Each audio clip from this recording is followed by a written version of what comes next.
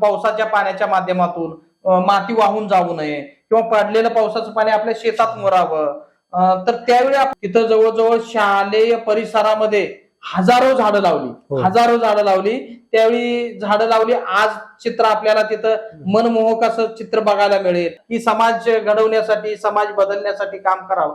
तर समाजातील प्रत्येक घटकाची, प्रत्येक व्यक्तीची जबाबदारी आहे की आपण चांगल्या योग्य मार्गाने जावं, चांगलं ध्येय फक्त पाणी फाउंडेशननं काम हाती घेऊन किंवा शासनानं काम हाती घेऊन किंवा एखाद्या संस्थेनं काम हाती घेऊन हे होणार नाही.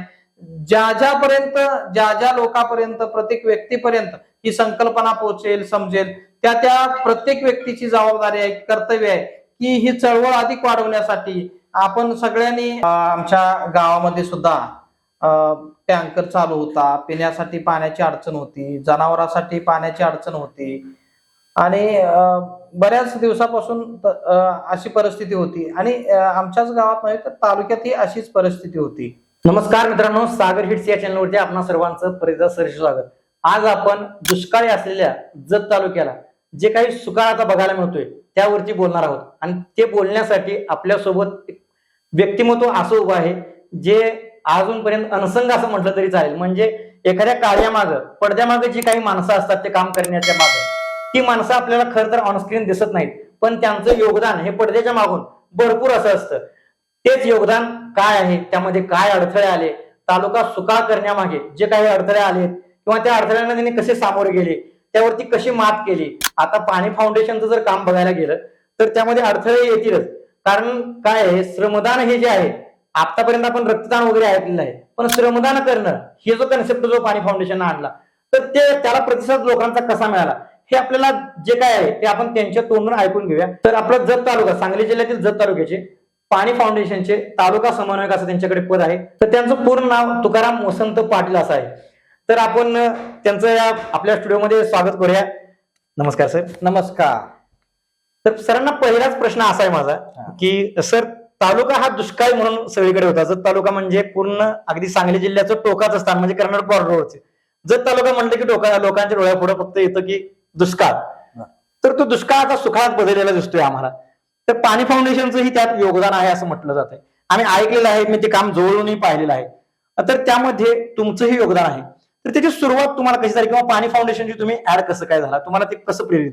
तर जत तालुका दुष्काळी आहे आणि तालुक्याची ओळख दुष्काळी म्हणून आहे आणि पाणी फाउंडेशनच्या माध्यमातून 2016-17 पासून जे पाणी फाउंडेशनचं ब्रीदवाक्य होतं की चला महाराष्ट्र दुष्काळमुक्त करूया, त्या संकल्पनेतून 2016-17 पासून जत तालुक्यामध्ये पाणी फाउंडेशनच्या माध्यमातून कामाला सुरुवात झाली.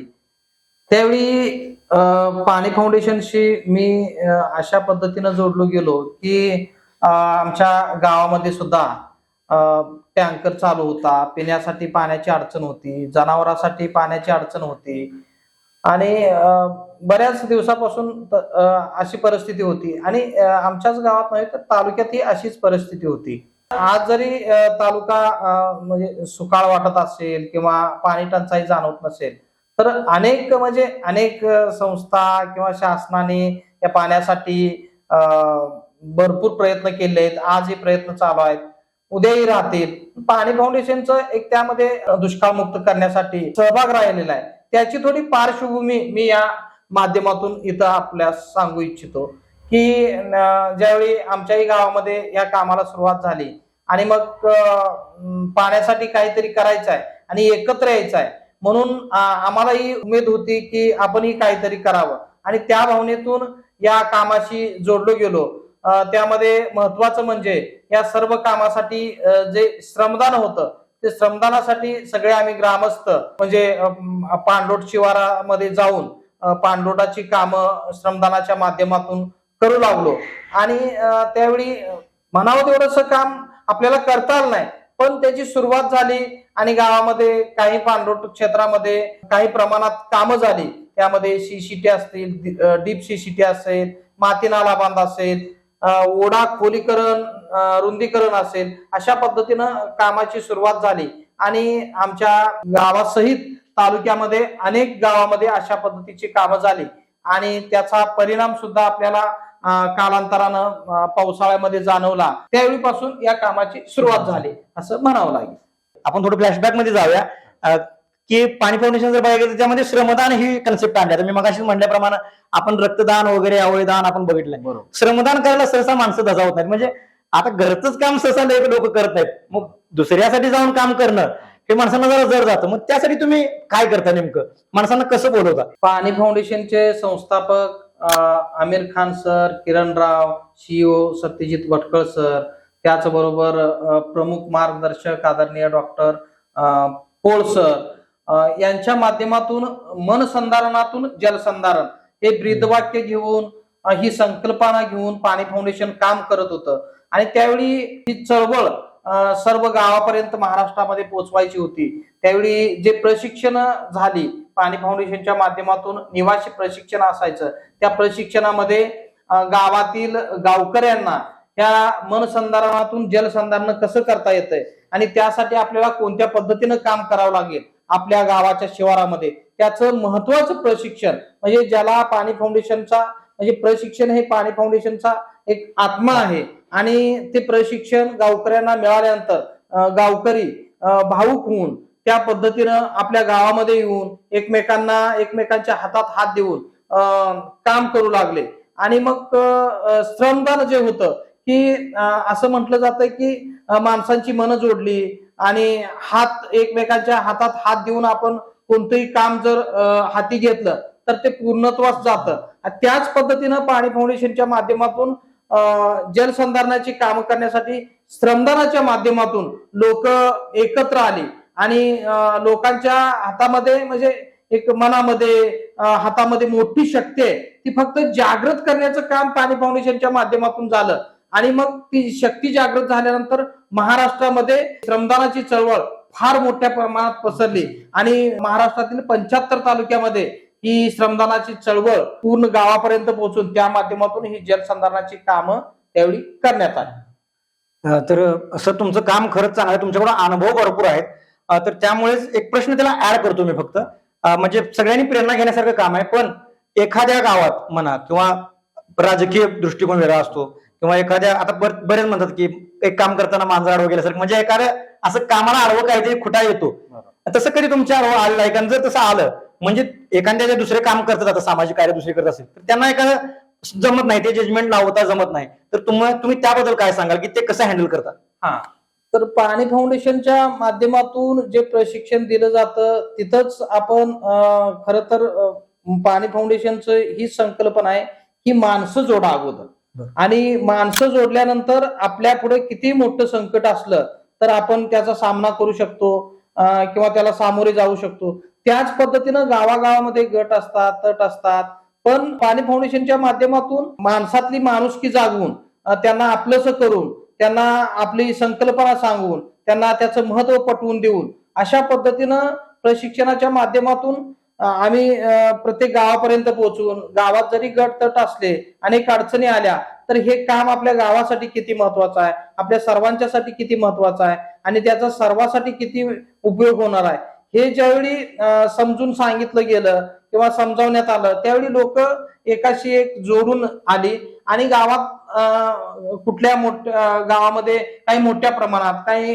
गावामध्ये छोट्या प्रमाणात असं माणसं एकत्र येऊन माणसांची मनं जुळून हे काम हाती घेण्यात आलं. आता तालुक्यामध्ये तशी बरीच उदाहरणं आहेत. सुरुवातीला अगदी बेळुंकी, नवाळवाडी, कासलिंगवाडी, मायथळ, कुलाळवाडी, आवंडी, बागलवाडी, मोकाशीवाडी, बेवनूर, जानेहाळ खुर्द, लवंगा, सनमडी, मायथळ, देवनाळ अशा अनेक काही गावं चुकून राहिली असतील, पण म्हणजे तालुक्यातील बऱ्याच गावामध्ये अशा पद्धतीनं ह्या कामाला सुरुवात झाली आणि त्या लोकांनी ही चळवळ हातात घेऊन गावासाठी काम केलं. पाणी फाउंडेशन फक्त निमित्त आहे किंवा आम्ही एक प्रतिनिधी निमित्त आहे, पण गावातल्या लोकांनी घाम गाळून आपलं गाव पाणीदार करण्यासाठी काम केलं, श्रमदान केलं, एकत्र आले, त्यासाठी लोकवर्गणी जमा केली आणि त्याच्या माध्यमातून हे तालुक्यामध्ये काम उभं राहिलं असं म्हणावं लागेल. तर प्रेक्षकांनो खरंच महत्वाचा हा मेसेज होता, कारण गावात गटतट असतात, पण त्या गटतटांना सर्वांना सांभाळून एक सर्व माणसांची, शेतकऱ्यांची, सर्व श्रमिकांची एक वज्रमूठ बांधण्याचं काम जे पाटील साहेबांनी केलंय ते अगदी खरंच उत्तम आहे. कारण या माध्यमातून त्यांनी आता तालुक्यातल्या बऱ्याच गावांचा असं तिथं नाव उल्लेख केला. इतक्या गावामध्ये त्यांनी श्रमदान माणसाकडून करून घेऊन ते कामं करून. तर आता सर याला रिलेटेड प्रश्न म्हणलं तर आता तालुका, तुम्ही ज्यावेळेला तालुका समन्वयक आता पदावरती आहात, अगोदर ज्यावेळेला काम तुम्ही सुरुवात केली तेव्हापासून आतामध्ये दुष्काळ ते सुकाळ असा बदल तुम्हाला आता कसा जाणवतो? सांगायचं राहिलं की तालुक्यातल्या सगळ्याच गावामध्ये म्हणजे 116 ग्रामपंचायतीन 8 महसुली गावं, या सगळ्या गावापर्यंत आम्ही ज्यावेळी वॉटर कप स्पर्धा होती त्या सगळ्या गावापर्यंत आम्ही गावचा सहभाग होण्यासाठी प्रयत्न करत होतो. त्यामध्ये सगळी गावही सहभाग होत होती. काही कमी जास्त प्रमाणात मला वाटतं की जवळजवळ 80 गावामध्ये, आता मगाशी मी नावं सांगितली, या गावामध्ये खूप चांगलं काम झालेलं आहे. पण इतरही गावामध्ये अनेक गाव आहेत, म्हणजे 80 गावामध्ये आमचं श्रमदान झालेलं आहे. ज्यावेळी 2018ला 1 मेला महाश्रमदान असायचं, मोठं महाश्रमदान, त्यावेळी 10,000पेक्षा जास्त लोकांनी त्यावेळी एका दिवशी श्रमदान केलं होतं. म्हणजे अनेक, म्हणजे आता ही गावं आहेत, या गावामध्ये चांगलं काम झालं, पण तालुक्यातील इतरही गावामध्ये ही काम म्हणजे काम होण्यास मदत झाली. आणि मग त्यावेळी ह्या गावामध्ये चांगलं काम झालं. कालांतरानं निसर्गानं सुद्धा आपल्याला साथ दिली. त्यावेळी सलग 2-3 वर्ष दुष्काळ होता, नंतर 2-3 वर्ष चांगला पाऊस झाला आणि या गावामध्ये जलसंधारणाची कामं झाल्यानंतर पाणी अडलं, पाणी जिरलं, विहिरींना, ओढ्यांना पाणी आलं आणि त्याचा परिणाम जाणवला. जिथं कूपनलिका होत्या म्हणजे बोर होते त्याला पाणी आलं आणि त्यामुळं मग लोकांना वाटू लागलं की बाबा आता पाणी आलंय, तर या पाण्याचा उपयोग कसा करावा आपल्या म्हणजे उत्पादन वाढीसाठी. उत्पन्न म्हणजे त्याच्यानंतर पाणी फाउंडेशननं काय संकल्पना आणली की आता गावं बऱ्यापैकी पाणीदार झाली, हे काम चालूच राहील. पण ह्या ज्या गावामध्ये पाणी उपलब्ध झालेलं आहे त्या पाण्याचा योग्य वापर, योग्य नियोजन व्हावं म्हणून, जसं की हिवरे बाजार एक आदर्श गाव आहे, तिथं पोपटराव पवारांच्या मार्गदर्शनाखाली पाणी व्यवस्थापनावरती काम चालतंय. तसंच व्यवस्थापन या इतरही गावामध्ये व्हावं, पाण्याचं योग्य व्यवस्थापन व्हावं आणि उपलब्ध पाण्याचं व्यवस्थापन करून त्या पाण्याचा आपल्या उत्पन्नासाठी म्हणजे आर्थिक समृद्धीसाठी वापर व्हावा, उपयोग व्हावा म्हणून पाणी फाउंडेशनने वॉटर कप स्पर्धेनंतर, समृद्ध गाव स्पर्धेनंतर फार्मर कप स्पर्धा आणली आणि त्यामध्ये गट शेतीवरती कामाला सुरुवात झाली. गट शेतीची संकल्पना आणली.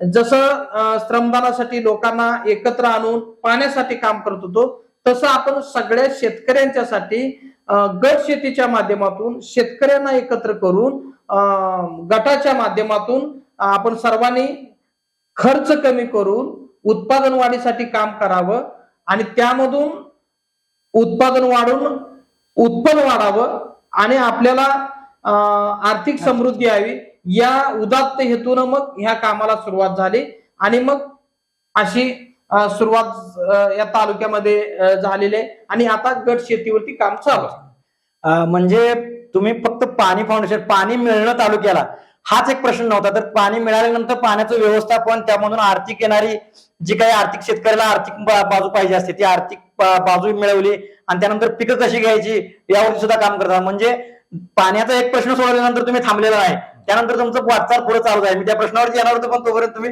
सर्व काही त्यावरती सांगितलं आहे की म्हणजे पाणी आलं, समृद्ध झाला आपला भाग, पण त्यानंतर ही शेतकरी त्यापेक्षाही पीक उत्पादनाचा कसा समृद्ध होईल याकडे सुद्धा तुमचं लक्ष आहे. म्हणजे ही कौतुकास्पद गोष्ट आहे करतं, कारण माणसं एका टप्प्यानंतर ध्येय पूर्ण झाल्यानंतर थांबतात.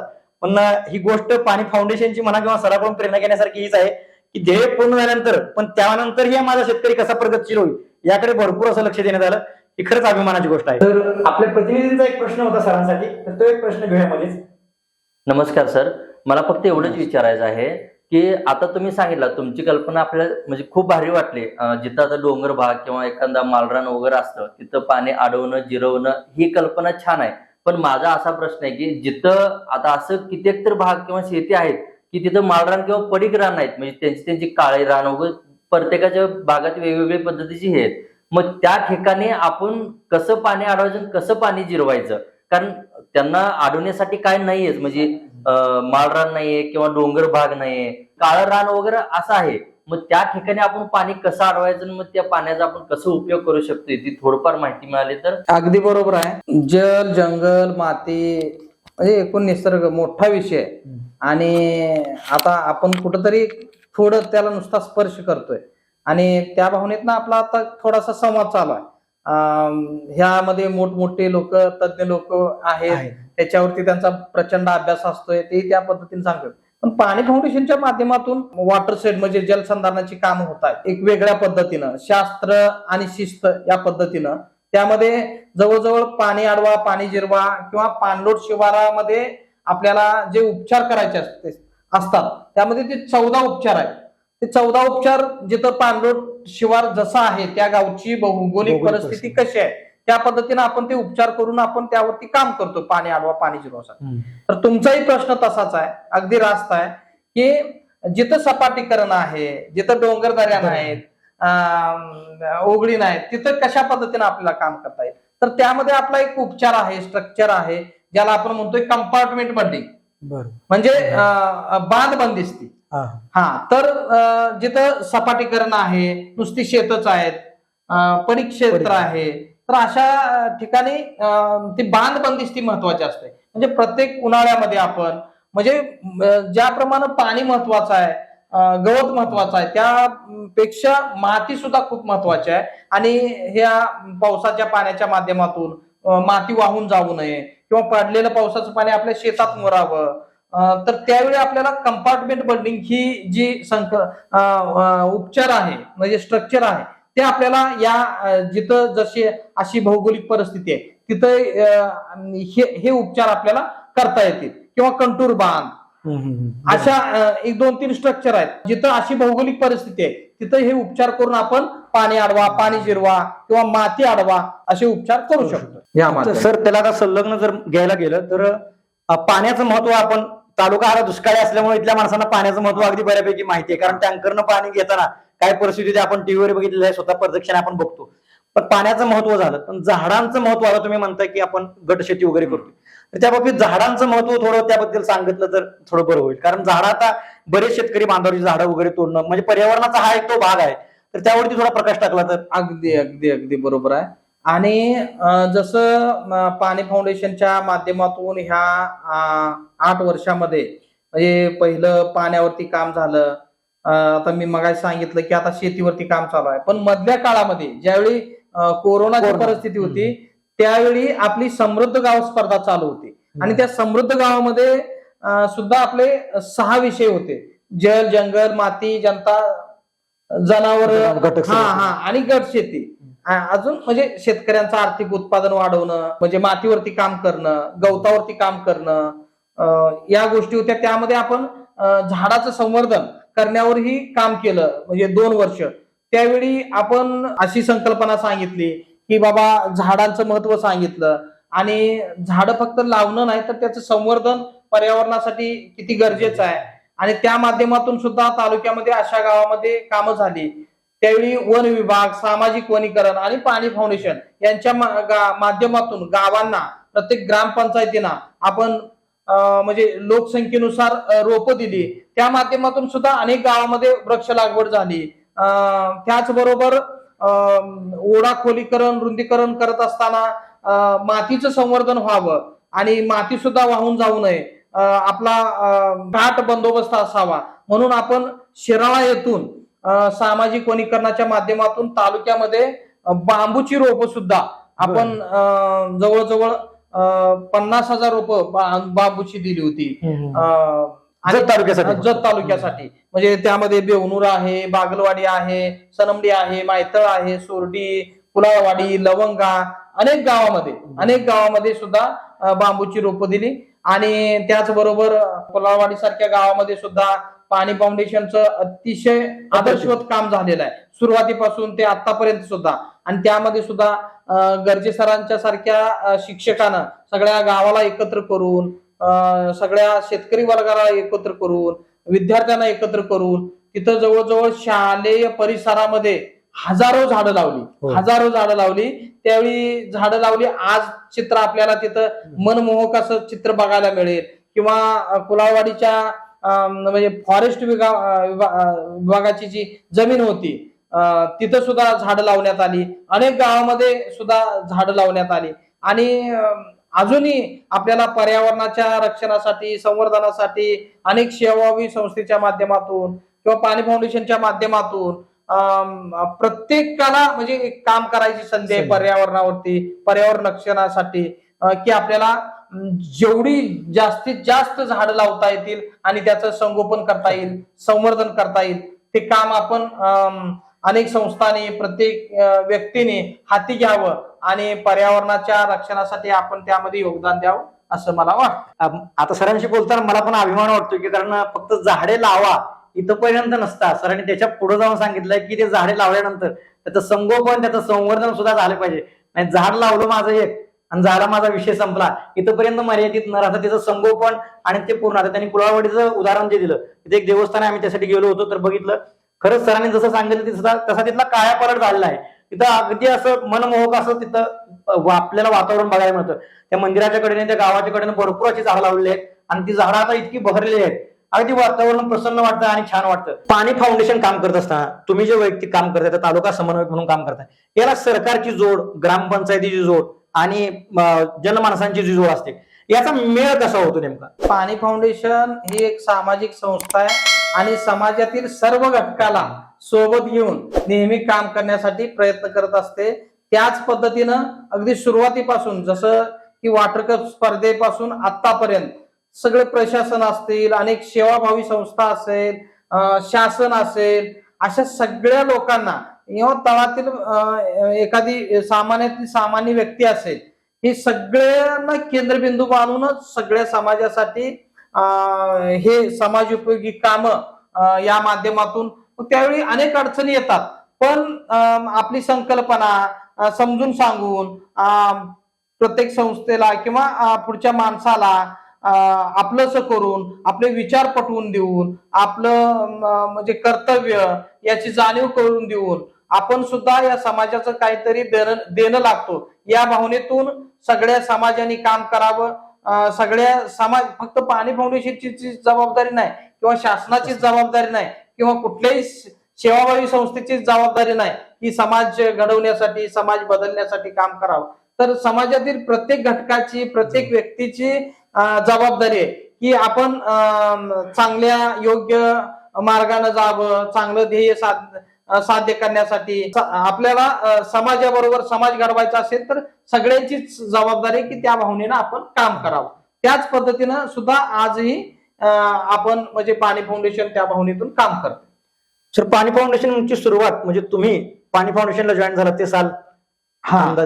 तर ज्यावेळी तालुक्यामध्ये सुरुवातीला पाणी फाउंडेशनची संकल्पना राबवण्यासाठी आमचे जे प्रतिनिधी होते ते आमच्या गावामध्ये येऊन सांगायचे की म्हणजे आपल्याला काम करणं गरजेचं आहे, जलसंधारणाचं काम आपल्याला करावं लागणार आहे. त्यावेळी मी एक सामाजिक कार्यकर्ता म्हणून किंवा गावचा नागरिक म्हणून मी त्या कामाशी जात होतो. मला काही पुसटची कल्पना सुद्धा नव्हती, पण जसं जसं त्या कामामध्ये मी जाऊ लागलो त्या कामामधून मला एक आनंद मिळत गेला, एक समाधान मिळत गेलं की मी गावासाठी काहीतरी करतोय, समाजासाठी काहीतरी करतोय आणि त्यामधून ह्या समाजाशी जोडलो गेलो, पाणी फाउंडेशनशी जोडलो गेलो आणि मग आमच्या गावामध्ये सुद्धा चांगलं काम झालं. आणि ज्यावेळी पुढच्या वर्षी तालुक्यामध्ये म्हणजे काम करण्यासाठी एक व्यक्तीची गरज होती, त्यावेळी पाणी फाउंडेशनच्या माध्यमातून मला विचारलं गेलं की या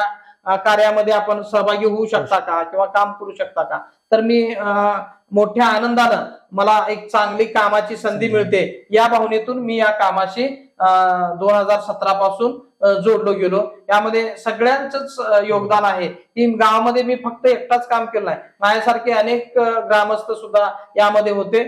त्याच पद्धतीनं मी या कामाशी जोडलो गेलो आणि आज गेली 8 वर्ष या कामाच्या माध्यमातून मला तालुक्यामध्ये अनेक विषयावरती पाणी, माती, गवत, शेती, जनावरं या कामावरती काम करायला संधी मिळाली. त्यामध्ये तालुक्यातील अनेक गावाशी संपर्क आला, प्रशासनाशी संपर्क आला, सामाजिक संस्थेशी संपर्क आला आणि या माध्यमातून एक चांगलं काम करायची संधी मिळाली आणि ते प्रत्येक गावापर्यंत पोहोचावं, प्रत्येक व्यक्तीपर्यंत पोहोचावं म्हणून आमची पाणी फाउंडेशनच्या टीमच्या माध्यमातून आम्ही प्रामाणिकपणे काम करीत आहे. आता सर झालं पाण्याचं आपण बघितलं, झाडांचं वगैरे बघितलं. तुम्ही मगाशी जो फार्मर कप बद्दल सांगितलं म्हणजे गटाबद्दल, शेतकऱ्यांच्या गटाबद्दल, कारण आता गरज आहे. कारण आता समृद्ध झाला तुमचा तालुका, तुमच्या तालुक्याला पाणी आलेलं आहे, म्हैशाच्या टप्प्याचं पण पाणी आपल्या तालुक्याला आलेलं आहे, तर ते सगळं समृद्ध झालंय तालुका. मग आता त्याचं नियोजन ते तुम्ही तुमच्या मार्फत करताय, तर त्याचं नियोजन एखाद्या गावात केलं तसं उदाहरण किंवा त्यामधून होणारा फायदा ते जरा शेतकऱ्यांसाठी आपला व्हिडिओ आज आहे तर त्यांना महत्वाचं ठरेल. म्हणजे आणि जर तुमच्याशी त्या माध्यमातून जर त्यांना जोडायचं असेल, ते गट त्यांना तयार करायचे असेल, तर त्या माध्यमातून तुमच्याशी कसं जोडायचं याबद्दल जर आपण मार्गदर्शन केलं. अगदी बरोबर आहे. आताही आमची ती संकल्पना आहे की जास्तीत जास्त लोक, जास्तीत जास्त शेतकरी, जास्तीत जास्त महिला किंवा तरुण मंडळी या चळवळीशी जोडले गेले पाहिजेत. कारण शेती हा मोठा विषय आहे आणि आपला देश कृषीप्रधान आहे. कृषीप्रधान देशामध्ये आपण आपलं उत्पादन जास्तीचं वाढवण्यासाठी आणि उत्पादनाच्या माध्यमातून उत्पन्न वाढवण्यासाठी आपण प्रयत्न केले पाहिजेत. त्याच पद्धतीनं गेली 3 वर्ष फार्मर कप स्पर्धेच्या माध्यमातून गट शेतीवरती आपल्या तालुक्यामध्ये काम चालू आहे. तर यामध्ये अनेक शेतकरी म्हणजे गेली 3 वर्ष झालं जोडलेले आहेत. त्याच एक उदाहरण द्यायचं म्हटलं तर पहिल्या वर्षी माडगाळमध्ये समता शेतकरी गट नावाचा एक शेतकरी गट तयार झाला. आपल्या प्रशिक्षणाच्या माध्यमातून त्यांनी प्रशिक्षण घेतलं आणि कमी खर्चामध्ये जास्तीचं उत्पादन घ्यावं आणि आपल्या गावामध्ये जशी भौगोलिक परिस्थिती आहे त्या परिस्थितीला अनुकूल असं पीक घ्यावं म्हणून त्यांनी बाजरीचं पीक घेतलं होतं. आणि त्यामध्ये एक नाविन्यपूर्ण प्रयोग म्हणून त्यांनी बाजरीसारख्या दुर्लक्षित पिकाला त्यांनी ड्रीपच्या माध्यमातून म्हणजे पाण्यासाठी ठिबक सिंचनाचा वापर केला. बाजरीसाठी ठिबक केलं होतं. आणि आपण धान्य पिकवताना विषमुक्त पिकवावं म्हणून सेंद्रिय पद्धतीचा अवलंब केला. त्यामध्ये दशपर्णी अर्क, निमार्क पेरणी करत असताना आधुनिक पद्धतीनं 2 ओळीमध्ये 2 रोपामध्ये योग्य अंतर ठेवून या पद्धतीनं त्यांनी 25 शेतकऱ्यांनी मिळून 25 एकर क्षेत्रावरती बाजरीचं उत्पादन घेतलं. ते बाजरीचं उत्पादन विक्रमी होतं. म्हणजे मला वाटतं राष्ट्रीय स्तरावरती त्याची दखल घेतली. आतापर्यंत तेवढं उत्पादन मिळवलं नव्हतं. त्या माध्यमातून उत्पादन घेतलं. त्या शेतकऱ्यांचा मोठा सन्मान सुद्धा महाराष्ट्र शासनाच्या वतीनं करण्यात आला. ते शेतकरी पाणी फाउंडेशनच्या माध्यमातून म्हणजे गट शेतीमध्ये होते आणि म्हणून त्यांना ह्या सगळ्या गोष्टी साध्य झाल्या. त्याचबरोबर गेल्या वर्षी सुद्धा आपल्या गट शेतीच्या माध्यमातून तिथल्याच महिलांनी तुरीवरती काम केलं. त्यांनी सुद्धा पहिला एक नाविन्यपूर्ण प्रयोग महाराष्ट्रामध्ये केला की कमी पाण्यातील पीक म्हणून तुरीला संबोधलं जातं. तर ज्यावेळी दुष्काळ पडला होता आणि पीक घ्यायचं होतं त्यावेळी पाण्याची अडचण भयंकर होती. आता पीक तर घ्यायचं होतं कमी पाण्यामध्ये आपल्याला उपलब्ध पाण्यावरती. त्यावेळी त्यांनी तुरीची रोपं तयार केली आणि तुरीची रोपं करून ड्रीप मल्चिंग बेड वरती त्यांनी त्या पद्धतीनं एकरी 12 ते 14 क्विंटल उत्पादन विक्रमी घेतलं. त्याच पद्धतीनं आता ह्या 3ऱ्या वर्षी सुद्धा तालुक्यातील अनेक गावामध्ये म्हणजे डफळापूर, हिवरे, बेळंकी, बाज, गुगवाड, शिंदूर, गिरगाव, विठ्ठलवाडी, उमदी अशा अनेक गावामध्ये आता सुद्धा काम चालू आहे. यावर्षी अनेक शेतकरी गट त्यामध्ये महिला पुरुष मका पिकावरती, बाजरी पिकावरती, तूर पिकावरती, उडीद पिकावरती काम करतायत आणि यावर्षी अतिशय चांगलं उत्पादन ते कमी खर्चात मध्ये खर्च कमी करून आणि विषमुक्त धान्य पिकवण्यासाठी गटाच्या माध्यमातून काम करतायत आणि अशा पद्धतीनं जास्तीत जास्त लोकांपर्यंत हे पोहोचावं म्हणून हे गट सुद्धा आमचे यासाठी काम करत आहे. म्हणजे महत्वाचा मुद्दा जर घ्यायचा म्हटलं तर तुम्ही शेतीवरती काम, आता पाण्यापासून झालं तर तुम्ही शेतीवरती काम करताय, गटतट करताय. महिलांना सुद्धा यामधून प्रेरणा मिळते. महिलांचा गट तुम्ही सांगितला तुरीवरती काम केलं त्यांनी. आणि विशेष प्रेक्षकांना यामध्ये विषमुक्त शेती हा जो कन्सेप्ट त्यांनी राबवला आहे हा अतिशय उत्तम आहे. कारण आतापर्यंत आपण पर्यावरणातून बऱ्याचपैकी मुंबई असो सिटीमध्ये जे काही पालेभाज्या किंवा धान्य घेतलं जातं त्यामध्ये बऱ्यापैकी आता माणसांना कॅन्सरचे वगैरे आजाराचे प्रमाण वाढले. त्याची बऱ्याचपैकी डॉक्टर उदाहरणं देतात किंवा सांगतानाही सांगतात, कारण त्यामध्ये रासायनिक खतांचा वापर वगैरे जास्त केला जातो. तर ते सरांनी सांगितलं की ही संकल्पना जी आहे, आता पाणी फाउंडेशन राबवत आहे त्या माध्यमातून गट शेती म्हणून, ही गट शेतीची संकल्पना अगदी उत्तम आहे. त्यामधून विषमुक्ताचं याकडे ते जे भर देत आहेत ते भारतालाच नव्हे तर अगदी जगाला असं म्हणजे त्यातून घेण्यासारखं भरपूर आहे. तर सर त्या संदर्भातून तुम्हाला जर संपर्क करायचा असेल, एखाद्या शेतकऱ्यांना गट तयार केला असेल तर तुम्हाला संपर्क कसा करावा, तुमचा संपर्क क्रमांक असो किंवा पाणी फाउंडेशनचं त्या त्या जिल्ह्यातलं असो किंवा तालुक्यातलं असं काही माहिती सांगू शकाल? हा, तर हे पाणी फाउंडेशनच्या माध्यमातून आता जवळजवळ 46 तालुक्यामध्ये आणि 18 जिल्ह्यामध्ये काम चालू आहे. आपल्या महाराष्ट्रातल्या सांगलीमध्ये 3 तालुके आहेत, खानापूर, आटपाडी, जत. सोलापूरमध्ये 4 आहेत, साताऱ्यामध्ये अनेक तालुके आहेत. तर अशा 46 तालुक्यामध्ये हे काम चालू आहे आणि प्रत्येक ठिकाणी आमची पाणी फाउंडेशनची टीम असते. आम्ही तालुक्यामध्येच असतोय आणि ही टीम आमची गावोगावी संपर्क करत असते. स्वतः फील्डवरती जाऊन आम्ही गट बांधणीसाठी प्रयत्न करत असतो किंवा काही शेतकरी स्वतःहून आमच्याशी संपर्क साधून गट बांधणीची इच्छा व्यक्त करतात. त्यावेळी आम्ही त्यांच्यापर्यंत जाऊन पोहोचून गट शेतीची संकल्पना सांगून गट बांधणी साठी प्रयत्न करत असतो आणि असे गट तयार होत असतात. तर अशा पद्धतीनं आमच्या तालुक्यातील, जिल्ह्यातील किंवा आपल्या सगळ्या संपूर्ण महाराष्ट्रातील शेतकऱ्यांना अशा पद्धतीने या गट शेतीमध्ये सहभागी व्हायचा असेल तर आपल्या नजदीकच्या पाणी फाउंडेशनच्या टीमशी संपर्क साधावा. त्यासाठी आमचे जिल्हा समन्वयक असतील, तालुका समन्वयक असतील, आमचे प्रशिक्षक असतील, इतर आणखीन आमची पाणी फाउंडेशनची टीम सर्व भागामध्ये आहे. म्हणजे सर्व तालुक्यात, सर्व जिल्ह्यात ती टीम कार्यरत आहे. त्यात संपर्क करून मग एखाद्या शेतकऱ्याला विषमुक्त शेती त्याकडे आता सरकार पण जास्त लक्ष देत आहे आणि शेतकऱ्यांचाही ओढा त्याकडे वाढलेला आता दिसून येतोय आपल्याला, कारण बरेच ठिकाणी सेंद्रियकडे जास्तीत जास्त असा ओढा आहे. तर सर 46 तालुक्यामध्ये काम चालू 46 तालुक्यामध्ये काम चालू आहे सध्या, म्हणजे काम भविष्यात आणि वाढणार जाईल. कारण का तुमचं कार्य बघता ते कार्य न थांबणारं कार्य आहे. तर सर आता शेवट करूया आपण याचा की एक सुखद धक्का आणि एक दुःखद धक्का मी विचारतो. म्हणजे एक सुखद, तुम्हाला आतापर्यंत तालुक्यात जे काम केलं तुम्हाला वाटलं की हे काम मी अचीव्ह केलं, हे एक चांगलं काम झालं, आणि एक असं दुःखी म्हणजे हे नाही व्हायला पाहिजे होतं तालुक्यात थोडं हे, म्हणजे असं त्या एखाद्या गावात ते काम घडलं नाही म्हणा किंवा त्या तालुक्यात ती दुष्काळी भाग आहे आणि त्या तालुक्यात ते काम झालं नाही किंवा तिथलं काय असं एखादं दुःखद घटना 1-2 कम्पेअर करून सांगाल का? म्हणजे तसं तर पाणी फाउंडेशन मध्ये काम करत असताना हे सामाजिक काम आहे, आव्हानात्मक काम आहे आणि हे आपण जसं कोणत्याही काम करत असताना संकटाला संधी मानून काम केलं तरच आपण ते काम योग्य पद्धतीनं करू शकतो किंवा चांगल्या पद्धतीनं करू शकतो. तसं ही पाणी फाउंडेशन म्हणजे मुख्य म्हणजे पाणी फाउंडेशन अशाच पद्धतीनं काम करते की आव्हानात्मक काम आहे आणि जे सगळ्यासाठी काहीतरी एक वेगळं किंवा चांगलं काम करावं या भावनेतून पाणी फाउंडेशन काम करते.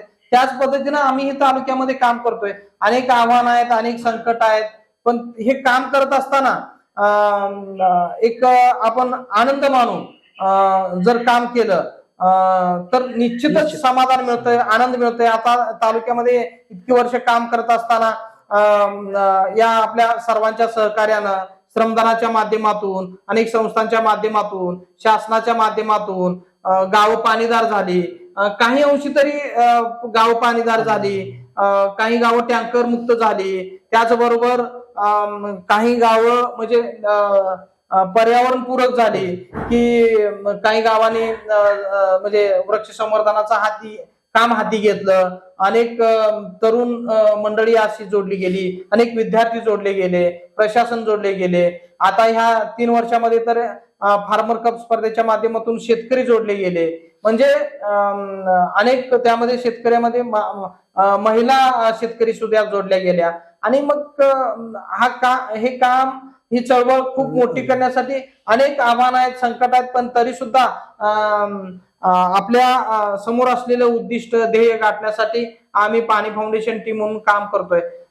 तर मला म्हणजे दुःखद प्रसंग असा सांगावसा वाटणार नाही किंवा सांगायची काय तसं काय घडलेलंच नाही. हे काम करत असताना आव्हान आहेत, संकट आहेत, पण आम्ही त्या संकटाला संधी म्हणून काम करतोय. अनेक लोक जोडली जात आहेत. सर्व पाणी फाउंडेशनच्या एका परिवारामध्ये ही लोक जोडली जात आहेत आणि ही लोक सगळी एक भावनेनं एका मनानं काम करतायत. त्यामध्येच आपला आनंद आहे आणि या कामाच्या बाबतीत मी समाधानी आहे असं मला वाटतं. म्हणजे मित्रांनो, खरं तर प्रेरणा घेण्याची खरी गरज आणि प्रेरणा जी काही असते तर खरी मातीतली प्रेरणा म्हणायची ती अशी म्हणायचं. तर सरांना जे अनुभव सांगितला, आपल्याला जे काही आलेलं दुःख आहे त्यालाच आपण एक संधी म्हणून किंवा त्यालाच आपण एक वेगळ्या पद्धतीने घेऊन किंवा जे काही आपल्याला अडचण येते त्यामधूनच संधी शोधून त्यामधूनच जे काही काम केलं आणि जी काही प्रेरणा घेतली आणि त्यामधून जे काम उभारलं गेले ते अगदी अप्रतिम काम आहे. शेतकरी कुटुंबातून येऊन त्यांनी आतापर्यंत पूर्ण तालुक्यात काम केलेलं आहे. पूर्ण तालुक्याची जबाबदारी त्यांच्याकडे आहे आणि त्यातून शेतीमार्फत जे काही काम त्यांनी चालू केलेलं आहे, फार्मर कपचा असो त्यांनी सांगितलं, तर ह्या सर्व कामाचा आढावा तुम्ही बघितलेलाच आहे. तर सर्व तुमची कामं बघता तुम्हाला आता जर आता येणाऱ्या पिढीला किंवा आता जे आपले प्रेक्षक बघतील त्यांना एक असा निसर्ग पर्यावरण याबाबतीत एक छोटासा संदेश, एक 2 शब्दात. तर पाणी फाउंडेशनच्या माध्यमातून हे सामाजिक काम अनेक विषयावरती चालू आहे. त्यामध्ये म्हणजे पाणी असेल, माती असेल, वृक्ष असतील, शेती असेल, गवत असेल, जनावर असतील, अशा पद्धतीनं काम चालूच आहे. पण हे फक्त पाणी फाउंडेशननं काम हाती घेऊन किंवा शासनानं काम हाती घेऊन किंवा एखाद्या संस्थेनं काम हाती घेऊन हे होणार नाही.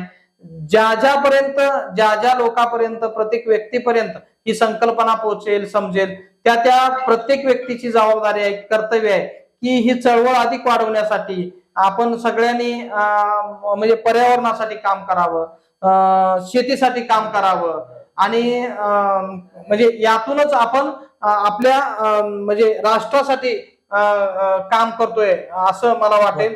आणि मी जरी इथं बोलायला फक्त एक प्रतिनिधी असलो तरी माझ्या पाठीमागे सुद्धा आमची सगळी पाणी फाउंडेशनची संपूर्ण टीम, कोर टीम असेल, सगळी टीम असेल, आमचे सगळे मार्गदर्शक असतील, जिल्हा समन्वयक असतील, माझे सर्व सहकार्य असतील, या सगळ्यांचं सहकार्य, योगदान हे आहे. आणि तालुक्यात काम करत असताना तालुक्यातील सुद्धा प्रत्येक गावातील आपले पाणी फाउंडेशनशी जोडलेली लोक आणि सगळे हितचिंतक हे सर्व पाठीमागं असल्यानंच हे आज हे काम करायला मोठी संधी मिळत आहे किंवा काम होतंय असं मला आवर्जून सांगावंसं वाटतंय. मी एक आपला पाणी फाउंडेशनचा प्रतिनिधी म्हणून एक निमित्त आहे. तर या सगळ्यामध्ये आपल्यासारख्या लोकांचा सुद्धा खूप मोठं सहकार्य, योगदान आहे असं मला सांगायचं आहे.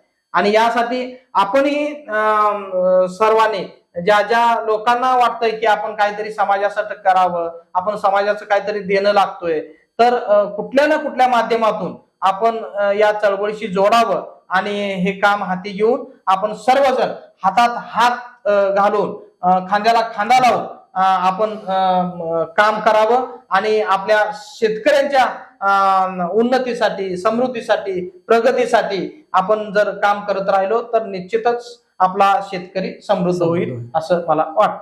तर प्रेक्षकांना तुम्हाला ही मुलाखत कशी वाटली? कारण साधेपणात असलेले सर आमचे अगदी शेतकरीपासून ते तालुका समन्वयक पर्यंत त्यांचा प्रवास आपण तुमच्या पुढे मांडला आहे आणि त्यांनी केलेलं काम.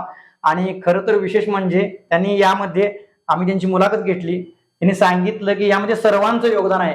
हा त्यांचा मनाचा मोठेपणा आहे, सर्वांचं योगदान आहे, पण त्याला एक वज्रमूठ म्हणून जे काम करायचं असतं, एक मोरक्या पाहिजे असतो कोणत्या तरी कामाला, मोरक्या म्हणून त्यांनी काम केलं होतं आणि या सर्वांना एकत्र आणण्याचं काम जे केलं होतं ते खरंच अप्रतिम आहे. त्यांचा प्रवास बघता मलाही खरंच सार्थ अभिमान वाटला. आणि अशीच प्रेरणा, मातीतली माणसात जी प्रेरणा आहे ती मातीतलीच माणसं अगदी कसदारपणे सांगू शकतात. एशीत बसून हा अनुभवायला खरंच मिळत नाही, मातीत गेल्यानंतरच कळतो. ते सरांनी आपल्याला स्पष्टपणे सांगितलं आहे. तर मित्रांनो, तुम्हाला ही मुलाखत कशी वाटली आणि यापासून तुम्हाला काय प्रेरणा मिळाली आणि तुम्हाला यांच्या कार्याबद्दल असो, पाणी फाउंडेशन बद्दल असतो, याबद्दलच्या तुम्हाला काय प्रेरणा मिळाल्या ते आम्हाला कमेंट करून नक्की सांगा. आणि हा प्रवास सरांचा तुम्हाला कसा वाटला हे आवर्जून आम्हाला सांगा. तर मित्रांनो, परत भेटू असाच एक माहितीपूर्ण आणि इंटरेस्टिंग व्हिडिओ घेऊन आणि तुमच्यासाठी प्रेरणादायी ठरणारा असा प्रवास घेऊन. तोपर्यंत तुर्तास धन्यवाद. आणि सरांच्याही आम्ही चॅनलच्या माध्यमातून आभार मानतो की सरांनी आम्हाला मौल्यवान असा वेळ समाजासाठी दिला आणि आमच्यासाठीही दिला. त्याबद्दल तुमचेही मनपूर्वक आभार. धन्यवाद.